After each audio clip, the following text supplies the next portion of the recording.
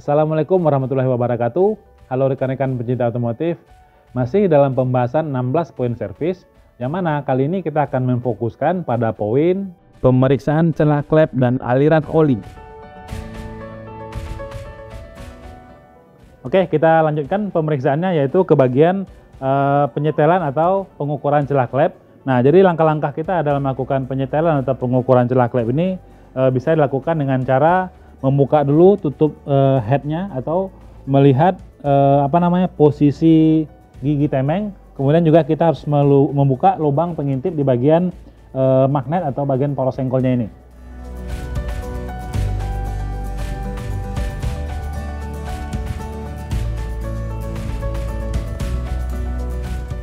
Nah, kalau tutupnya ini agak keras ya kita boleh ketuk, tapi hati-hati jangan sampai merusak ataupun lecet pada bagian headnya. Jadi kita gunakan aja bagian yang lunak seperti ini.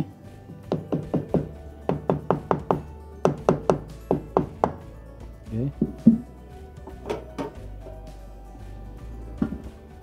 Nah, biasanya itu akan ada mengeluarkan sedikit oli ya. Kita siapkan dulu wadah.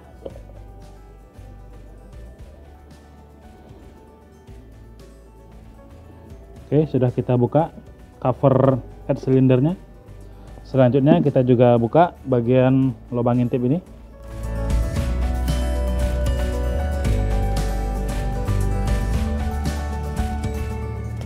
Oke, kita mau periksa dulu apa posisi topnya ya.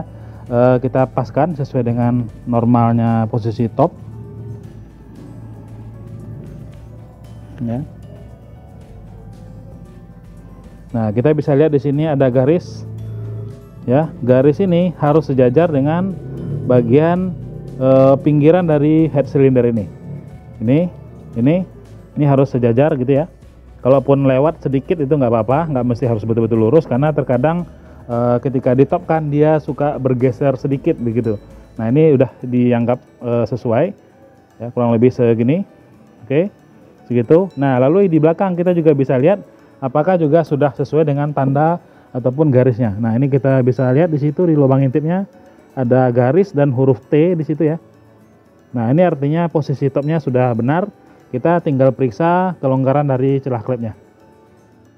Oke, kita akan coba uji apakah memang betul klepnya sudah di posisi yang tepat. Ya, ini kita bisa lihat ya. Udah kelihatan kalau klepnya ataupun rocker armnya ini memang dalam posisi yang tepat. Buktinya dia agak sedikit longgar. Nah, kelonggaran ini kita akan uji kira-kira masih sesuai dengan standarnya atau tidak. Untuk motor tipe Revo ya ataupun Honda Supra 125 ya, biasanya ukuran standarnya itu adalah antara 0,05 hingga 0,10 untuk bagian atas dan bawahnya. Nah, untuk bagian motor-motor lain mungkin juga ada ukuran-ukuran tersendiri. Kita bisa cek nanti di buku manual service. Ya, kita cocokkan dulu ya. Kita masukkan di sini di celahnya. Ini termasuk agak longgar ya, nanti kita akan setel. Nah, di atas juga kita uji. Ini juga termasuk longgar.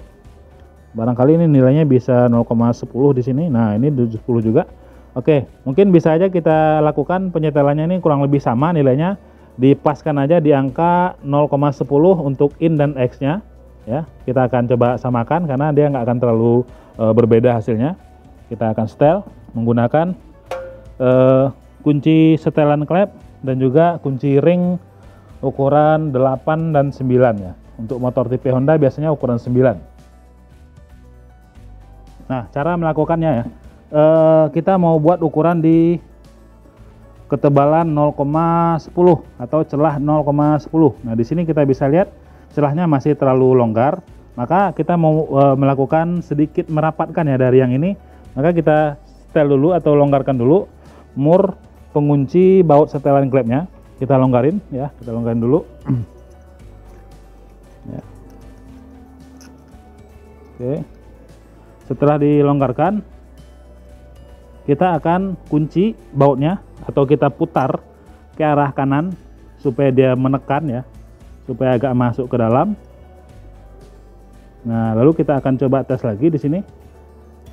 Oke, ternyata masih oke sedikit. Nah, saya tambahkan. Nah, jadi intinya dia posisinya tidak terlalu rapat, namun juga tidak boleh terlalu renggang, tapi sesuai dengan celah yang kita mau, yaitu 0,10. Kita akan coba uji lagi.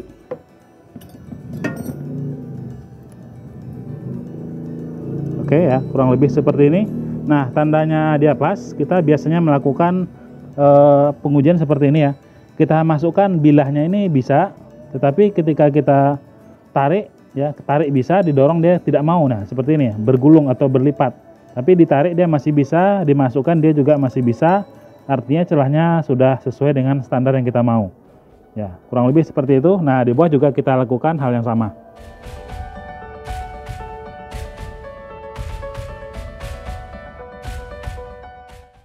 Oke, dimasukkan bisa, didorong dia tidak bisa. Ya, kurang lebih seperti itu. Ya, ini sudah sama atas bawah. Kita pastikan murnya sudah diketatkan. Ini juga. Nah, jadi ini sudah kita setel ulang sesuai dengan celah yang kita mau, yaitu 0,10 mili.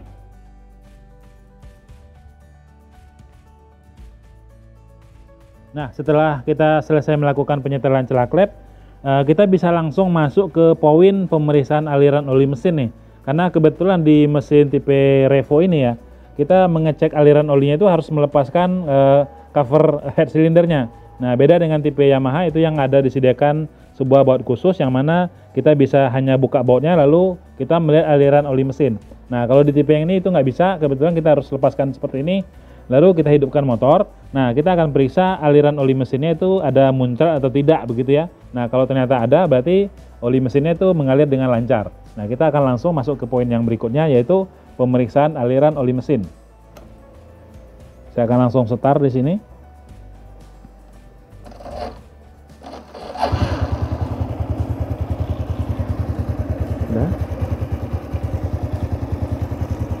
Ada. Ya, kita bisa lihat di sini ada basah dan juga dari atas juga ada alirannya. Berarti oli mesin pada motor ini ya mengalir dengan lancar. Nah, berarti kita sudah menyelesaikan pemeriksaan untuk aliran oli mesin. Kita bersihkan kembali, lalu kita pasang cover head silindernya.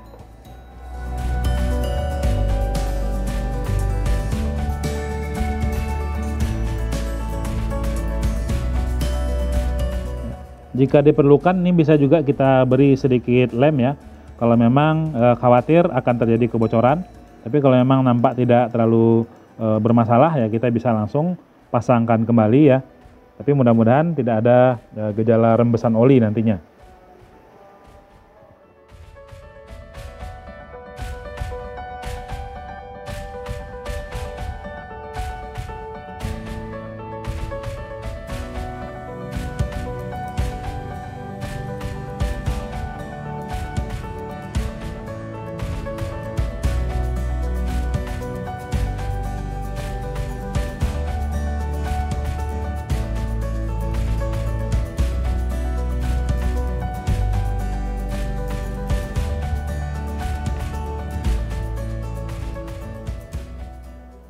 Oke, jangan lupa kita tutup juga di bagian lubang pengintip untuk magnetnya. Ya, dibersihkan kalau memang dirasa perlu.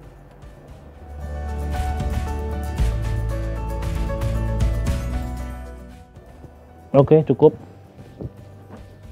Ya, jadi sudah langsung kita selesaikan 2 poin sekaligus, yaitu pemeriksaan dan penyetelan celah klep dan juga pemeriksaan aliran oli mesin pada sepeda motor ini. Untuk penjelasan peragaan lanjutan akan kita bahas pada video berikutnya. Saksikan terus video dari kami. Sampai jumpa. Wassalamualaikum warahmatullahi wabarakatuh.